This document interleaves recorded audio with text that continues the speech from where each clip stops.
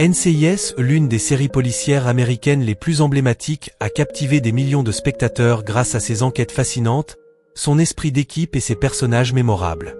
Mais derrière ces agents talentueux et le laboratoire médico-légal, se cachent des histoires réelles marquées par la solitude, la pression et des drames souvent méconnus. Cette vidéo rend hommage à ceux qui ont donné vie à ce phénomène culturel unique pendant 2 décennies. Si vous aimez les séries américaines, n'oubliez pas d'aimer, de vous abonner et de découvrir avec nous les secrets touchants de NCIS dès maintenant. David McCallum, né en 1933, a commencé sa carrière d'acteur dans les années 1950 en Angleterre. Son rôle d'Ilya Kuryakin dans The Man from UNCLE, 1964-1968, a fait de lui une idole mondiale et un symbole culturel de la guerre froide. Après le sommet de sa notoriété dans les années 1960, sa carrière a connu une période de ralentissement.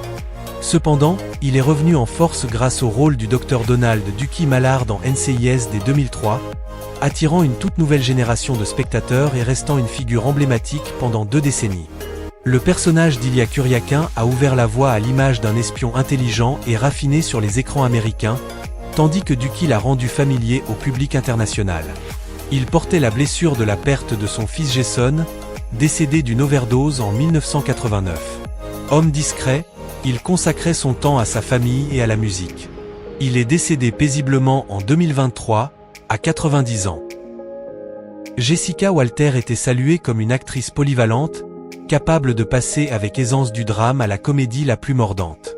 Elle est apparue dans NCIS en 2009, à 68 ans, dans le rôle de Judy Temsenite, un personnage à la fois intelligent et mystérieux.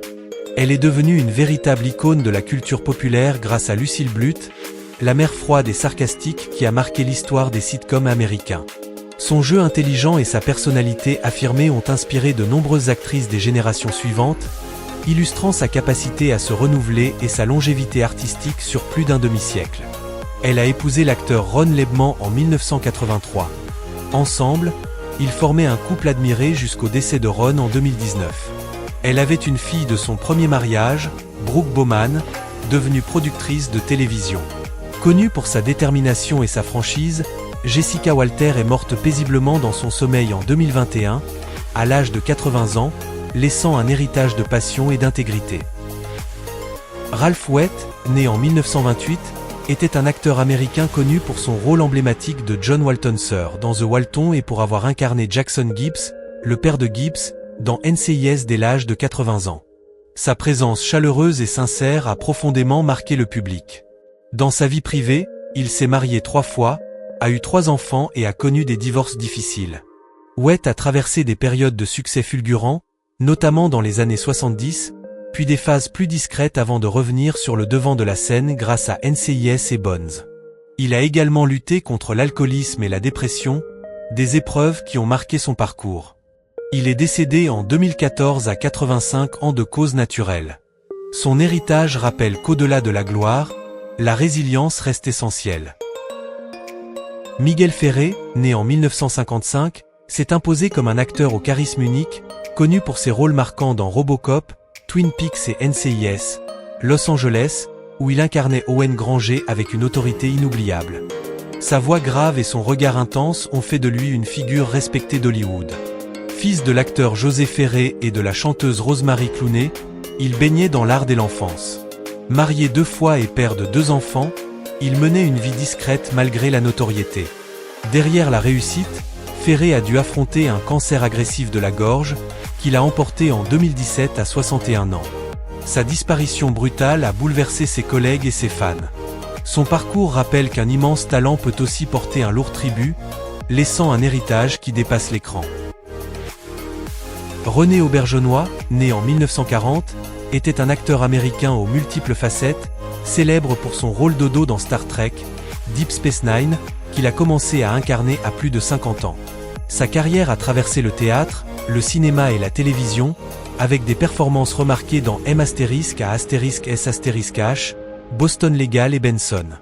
Dans sa vie privée, il était marié depuis des décennies à Judith Miali et père de 2 enfants.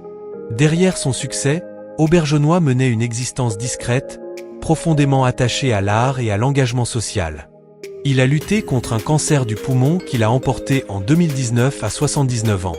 Son parcours illustre la passion inépuisable et la capacité d'un acteur à se réinventer sans cesse, laissant un héritage admiré par plusieurs générations de fans. Kenneth Mitchell, né le 25 novembre 1974 à Toronto, au Canada, était un acteur reconnu pour ses nombreux rôles marquants à la télévision. Il s'est notamment illustré en incarnant Joseph Danvers dans Captain Marvel et plusieurs personnages Klingons dans Star Trek, Discovery. Dans NCIS, il est apparu en 2014, à environ 39 ans, dans le rôle de Robert King, un personnage invité particulièrement intense. Dans sa vie privée, Mitchell était marié à l'actrice Suzanne May Pratt, avec qui il a eu 2 enfants. En 2019, il a révélé publiquement être atteint de la sclérose latérale amyotrophique, SLA, une maladie qui a profondément affecté sa santé et sa mobilité. Il est décédé en 2024, à l'âge de 49 ans. Malgré la maladie, Kenneth Mitchell est resté d'un courage exemplaire et a continué d'inspirer par sa passion et sa force d'âme. Merci d'avoir regardé. Nous espérons que vous avez apprécié ce voyage plein d'émotions à travers le casting de NCIS et leurs performances inoubliables. N'oubliez pas d'aimer la vidéo, de vous abonner et de partager vos épisodes, personnages ou moments préférés de la série dans les commentaires ci-dessous.